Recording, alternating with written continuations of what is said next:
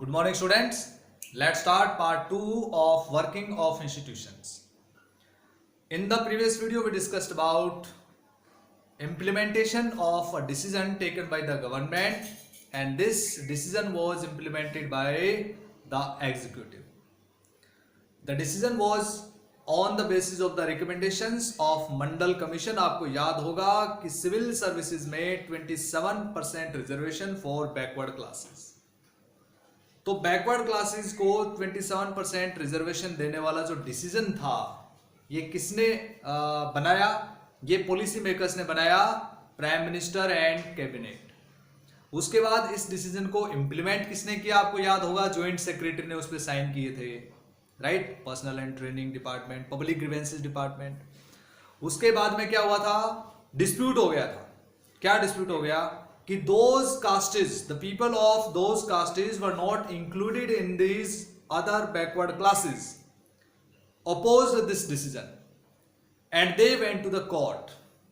Court में चले गए, सुप्रीम कोर्ट तक चले गए, and they objected and highly objected of this decision of the government कि 27% रिजर्वेशन नहीं मिलना चाहिए इनको। क्यों नहीं मिलना चाहिए? कास्टिज्म को बढ़ावा मिलेगा, it will hamper on the caste, different castes people, clear?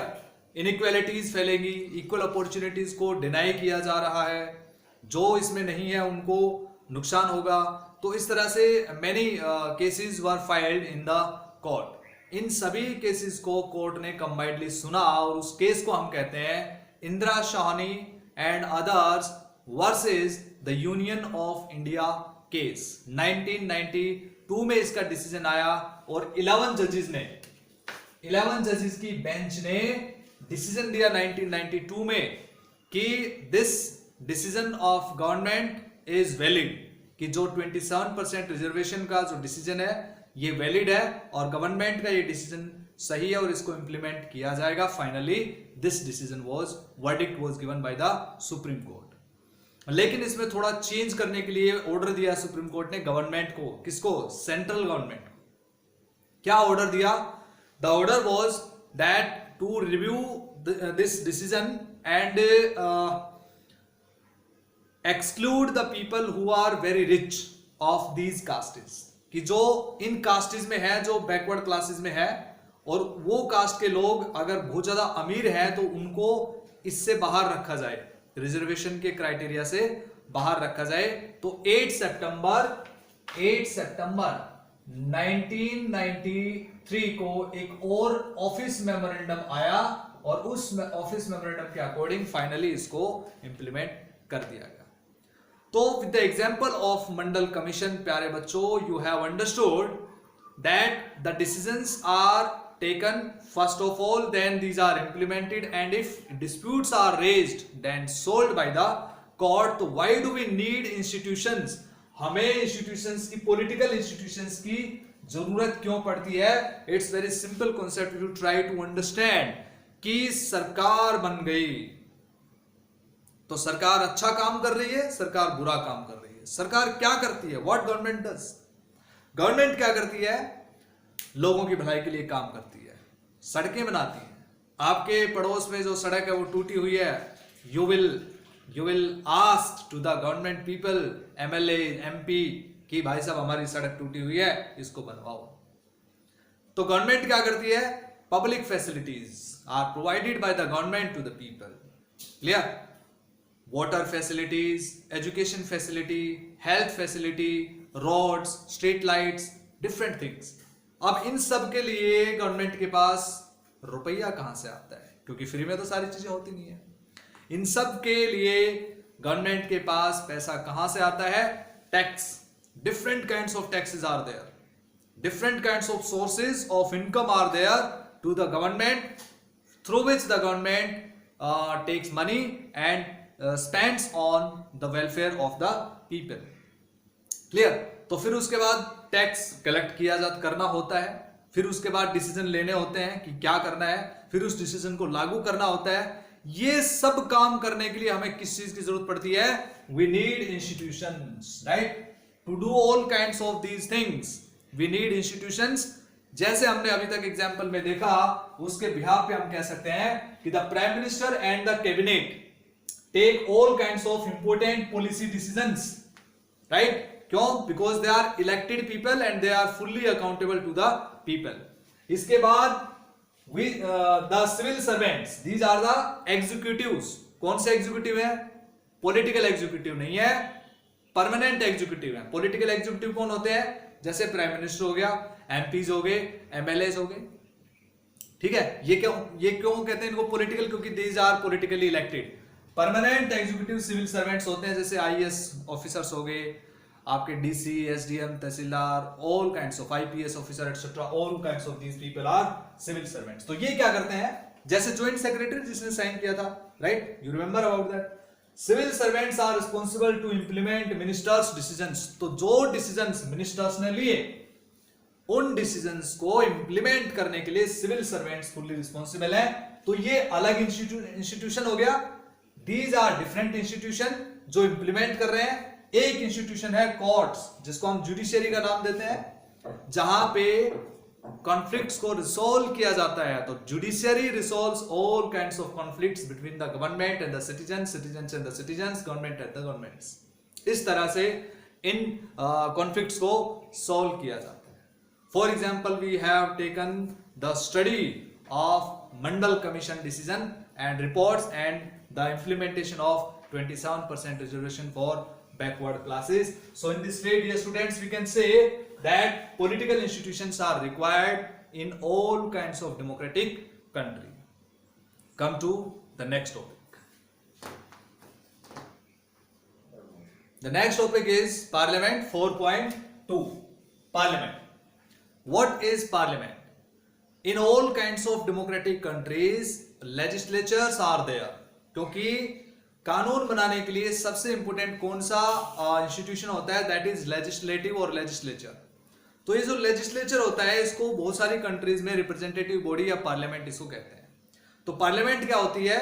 This is the representative body consist of the representatives of the people, जिसमें लोगों द्वारा चुने हुए रिप्रेजेंटेटिव्स होते हैं, वो आते हैं और कानून बनाने का काम करते हैं। उसको हम कहते हैं पार्लियामेंट। ये लोगों को रिप्रेजेंट करती है। Getting my point? तो पार्लियामेंट जो है वो almost all the countries, all the democratic countries have this kind of institution that is called parliament. और ये हो सकता है कि अलग अलग कंट्रीज में इसके अलग अलग नाम हो सकते हैं। You are getting my point? For example, India में इसको पार्लियामेंट कहते हैं। इसी तरह की रिप्रेजेंटेटिव बॉडी को जापान में डाइट कहते हैं, जर्मनी में इसको राइक्सटैग कहते हैं, अमेरिका में इसको कांग्रेस कहते हैं। तो different countries, different names of parliament. अब इसकी जरूरत क्यों पड़ती है? Why do we need parliament? क्या जरूरत पड़ती है पार्लियामेंट की? जब हमारे पास प्राइम मिनिस्टर है, सरकार है, एवरीथिंग वी हैव, तो why do we need parliament? We require parliament and we need parliament because of the following causes. सबसे जरूरी चीज है, parliament is a representative body. Democracy में लोकतंत्र क्या होता है? The people say this is the rule of the people. ये लोगों की सरकार है। तो लोगों की सरकार कैसे बनेगी? सारे लोग तो सरकार चलाएंगे नहीं। If India has more than 130 crore people in the country, then we have democracy. Demos plus kratos or kratia. Demos means the people. Kratia means rule. The rule of the people. तो 130 करोड़ लोग कैसे सरकार चलाएंगे, कैसे rule करेंगे? Parliament is required for that. This is the representative body. तो 130 करोड़ लोग क्या करेंगे? अपने में से ही कुछ लोगों को इलेक्ट करेंगे, और जो इलेक्ट होने के बाद जो लोग आएंगे वो मेजर डिसीजंस लेंगे, और वो रिप्रेजेंटेटिव बॉडी होगी, उसी को हम पार्लियामेंट कहते हैं। Getting my point? पूरी कंट्री पे means at the central level it is called parliament in India, and at the state level it is called legislative assembly, state legislative assembly और the legislatures. इस तरह से आपको समझना है ये पूरा का पूरा सिस्टम कनेक्टेड है, राइट? पार्लियामेंट पूरा कनेक्टेड है। Will discuss about parliament in detail after some time. So why do we need parliament? This is the representative body. क्योंकि किसी भी डेमोक्रेटिक कंट्री में सरकार चलाने के लिए आपके पास रिप्रेजेंटेटिव बॉडी होनी चाहिए, जो सरकार चलाती है, जो सरकार पे कंट्रोल भी करती है, लोगों को on behalf of the people यानी कि लोगों को रिप्रेजेंट करने के लिए पार्लियामेंट की जरूरत पड़ती है। तो this is a representative body, right, on behalf of the people, it works according to the wish of the people. Second is it is the final authority for making laws. कानून बनाने के लिए सबसे बड़ी अथॉरिटी कौन सी होती है? Parliament, because this is the representative body and it has the enormous powers to make laws for the welfare of the people according to the wish of the people. तो it is the final authority for making laws. India में parliament है जो कानून बनाती है। Different laws are made by the parliament. Constitution में भी जहां तक अगर अमेंडमेंट करना होता है तो पार्लियामेंट ही करती है। क्लियर? तो पार्लियामेंट के अलावा हमारी कंट्री में कोई दूसरी कोई रिप्रेजेंटेटिव बॉडी नहीं है जो कानून बनाने का काम करती है। पूरी कंट्री के लेवल पे अगर हम देखें तो पार्लियामेंट और स्टेट लेवल पे उसी लेजिस्लेचर को हम लेजिस्लेटिव असेंबली कहते हैं। Next one is it controls the government. Parliament अगला काम क्या करती है? Why do we need parliament? Because parliament controls the government. और सरकार is not equal to parliament, parliament is not equal to सरकार। क्यों? क्योंकि पार्लियामेंट में कोई पार्टी मेजोरिटी में आती है पार्लियामेंट की किसी एक स्पेसिफिक हाउस में, और वो मेजोरिटी पार्टी के लोग ही सरकार होते हैं। लेकिन पार्लियामेंट में तो वो लोग भी होते हैं जो सरकार में नहीं है। For example now BJP and it's alliance parties, NDA, national democratic alliance. तो एनडीए में अगर हम कहते हैं कि 10 से ज्यादा पार्टीज हैं फॉर एग्जांपल, तो ये सारी पार्टी सरकार में है, लेकिन दूसरी पार्टीज भी हैं जो सरकार में नहीं है। आरजेडी, कांग्रेस, शिवसेना, ये सरकार में नहीं है। तो ये जो पार्टीज हैं जो सरकार में नहीं है लेकिन ये पार्लियामेंट में है, इनके रिप्रेजेंटेटिव्स। तो इस तरह से ये लोग जो सरकार में नहीं है, जो पार्लियामेंट में है, ये क्या करते हैं? सरकार पे कंट्रोल करते हैं। क्लियर? गवर्नमेंट क्या काम कर रही है उसको पूरा का पूरा ये कंट्रोल करते हैं, और जो भी रॉन्ग पॉलिसी होती है उसको अपोज करते हैं। इसके बाद आता है इट कंट्रोल्स मनी मैटर्स। जो भी मनी गवर्नमेंट के पास है, जितना भी पैसा गवर्नमेंट के पास है, उस पैसे को कहां यूज करना है, कहां यूज नहीं करना है, पार्लियामेंट बताती है। हाउ? बिकॉज बजट एक एग्जाम्पल है, money bills are another example. Parliament में पास होने जरूरी है। सरकार कहां पैसा खर्च करेगी ये बजट में होता है, राइट? तो बजट कहां पास होता है? पार्लियामेंट में पास होता है। तो इसलिए पार्लियामेंट जो है ना वो कंट्रोल करती है उस मनी को जो गवर्नमेंट के पास है। After that one more thing, highest forum of discussion. Parliament is the highest forum of discussion and debate कि जहां पे ये कंट्री में सबसे हाईएस्ट अथॉरिटी है या फोरम है जहां पे हमारे रिप्रेजेंटेटिव्स डिस्कशन कर सकते हैं, डिबेट करते हैं किसी भी पॉलिसी पे, किसी भी इश्यू के बारे में। तो लोगों को ये पता लगता है और कि लोगों के लिए हो रहा है। So it also emphasises on the transparent system. तो ट्रांसपेरेंसी को बनाए रखने के लिए भी पार्लियामेंट की हमें जरूरत पड़ती है। तो अगर क्वेश्चन आता है कि what are the functions of parliament या why do we need parliament, what is the requirement of parliament in a democratic country, तो ये सारे पॉइंट्स आप इजीली इसमें बता सकते हैं, right? So in this way we have discussed these topics. Now come to the next topic. The next topic is two houses of parliament. Now we'll discuss about Indian parliament कि Indian parliament में क्या क्या होता है। If we talk about the composition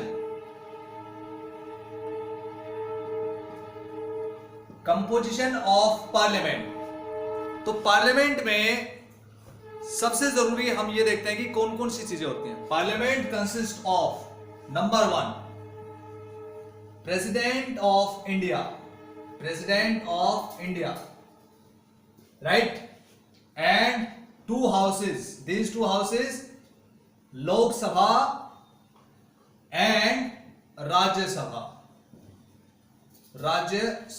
so parliament consist of 3 parts. Basically आप समझ सकते हैं सबसे जरूरी है राष्ट्रपति, पार्लियामेंट में आते हैं, संसद में, लोकसभा एंड राज्यसभा। कंपोजिशन की बात करते हैं, 2 houses are there in parliament, in our parliament, so it is known as bicameral. तो इंडियन पार्लियामेंट कैसी है? Bicameral. It is bicameral parliament. Bi means होता है 2, cameral means houses. There are 2 houses, so it is known as bicameral parliament. तो 2 houses कौन कौन से हैं? एक लोकसभा है, एक राज्यसभा है। Lok Sabha is known as lower house और इसको क्या कहते हैं, house of people, house of people, याद रखना है आपको। इसके बाद Rajya Sabha, Rajya Sabha is known as upper house, upper house, it is known as house of states या council of states, council of states, दोनों ही इसके नाम है, आपको याद रखना है। So Lok Sabha and Rajya Sabha, two houses are there. It is bicameral parliament, Indian parliament is bicameral parliament. सबसे पहले Lok Sabha, Lok Sabha consist of 545 members at present, जिसमें से 543 are elected and 2 are nominated by president from Anglo Indian community। हालांकि मैं आपको एक जो है करंट इसके बारे में बता देता हूं कि ये जो रिजर्वेशन है एंग्लो इंडियन कम्युनिटी के लिए, ये अब हटा दिया गया according to 104 amendment in the constitution, लेकिन फिर भी अभी प्रेजेंट में 543 प्लस 2 ये डेटा है लोकसभा का, तो 545 मेंबर्स आर देयर।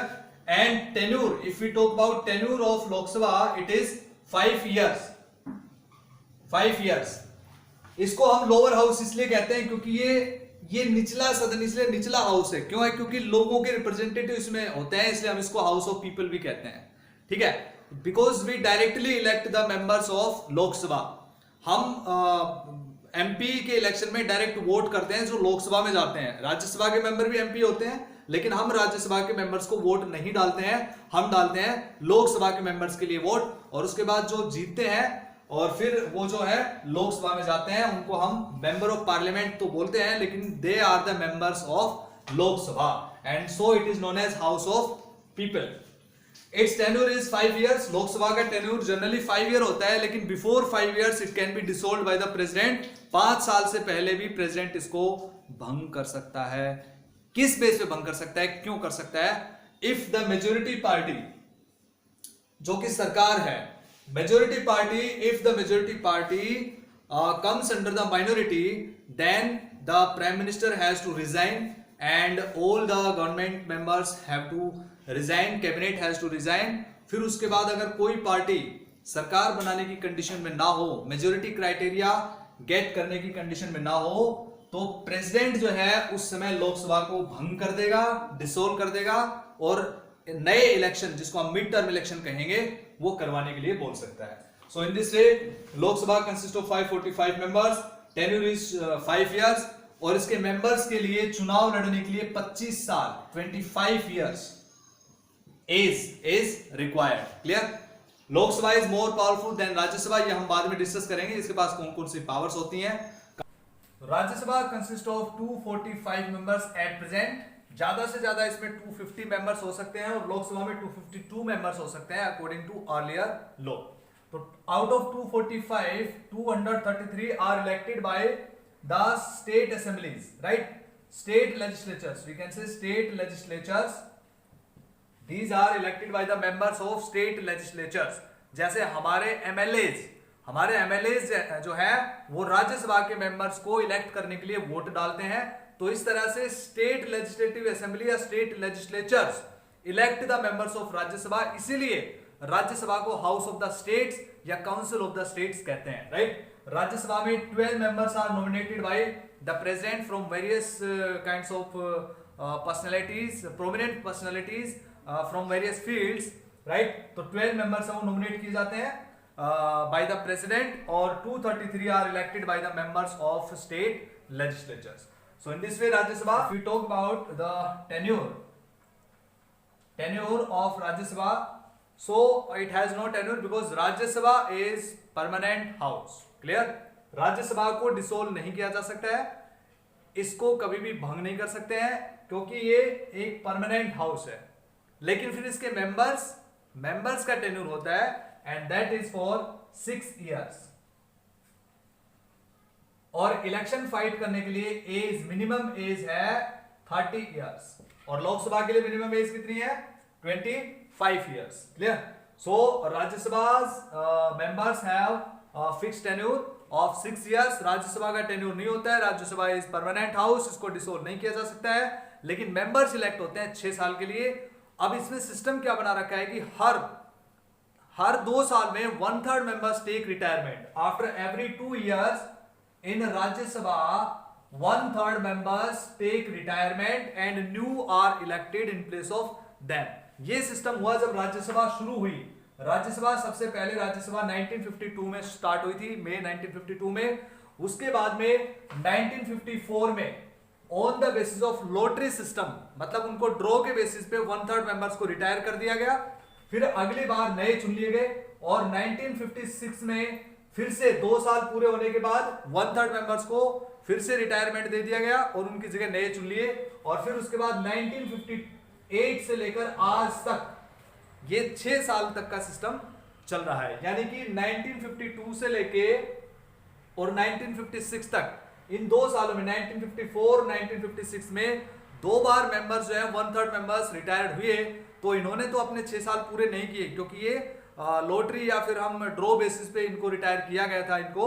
लेकिन 1958 में सबसे पहला बैच था जिसका 6 इयर्स कंप्लीट हो गया और उसके बाद हर 2 साल के बाद ये मेंबर्स रिटायर्ड होने लगे। 1/3 मेंबर्स टेक रिटायरमेंट। तो इस तरह से राज्यसभा का सिस्टम चलता आ रहा है। क्लियर? लोकसभा का जो प्रिजाइडिंग ऑफिसर होता है उसको हम कहते हैं स्पीकर। और राज्यसभा का जो प्रिजाइडिंग ऑफिसर होता है, राज्यसभा का प्रिजाइडिंग ऑफिसर वो होता है vice president of India. He is the ex officio chairman. क्यों एक्स ऑफियो चेयरमैन क्यों कहते हैं? Ex officio chairman vice president को इसलिए कहते हैं क्योंकि जब वो प्रिजाइडिंग ऑफिसर होता है राज्यसभा का, लेकिन वो प्रिजाइडिंग ऑफिसर तो होता है, लेकिन वो सैलरी जो है वो वाइस प्रेसिडेंट की पोस्ट पे ही लेता है। It means for the being presiding officer of Rajya Sabha, he does not draw the salary for that post. He draws the salary for the post of vice president, इसलिए उसको हम ex officio chairman of राज्य सभा कहते हैं, क्योंकि राज्यसभा के chairmanship के फॉर्म में उसको कोई सैलरी नहीं मिलती है। So in this way these were 2 houses and we discussed about the composition of parliament. In the next video we'll discuss about the powers of parliament or powers of Lok Sabha and Rajya Sabha and why Lok Sabha is considered more powerful than Rajya Sabha, and other rest of the topics we'll discuss in the next video. तो तब तक आप इसको अच्छे से revise करें। जो चीजें हमने इस चैप्टर में इस वीडियो में हमने डिस्कस की हैं उनको आप रिवाइज करें, वीडियो को फिर से ध्यान से देखें, और जो चीज समझ में नहीं आती है तो आप मुझसे पूछ सकते हैं। Thank you, have a nice day.